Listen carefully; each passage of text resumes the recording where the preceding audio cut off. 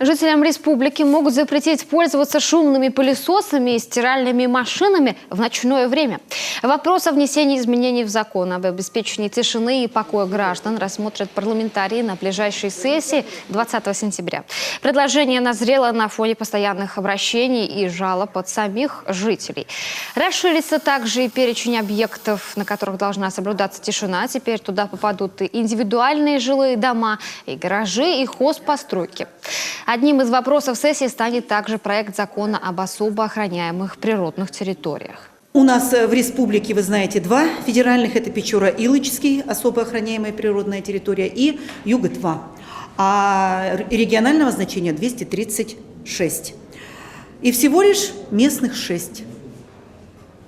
Поэтому, если этот закон будет принят, а мы надеемся, то он будет комплексно регулировать вопросы охраны и развития и наших этих особо охраняемых территорий. На федеральном уровне такой закон, разумеется, есть. Однако, чтобы не обделять вниманием территории местного значения, республики считают, в Госсовете нужен свой документ.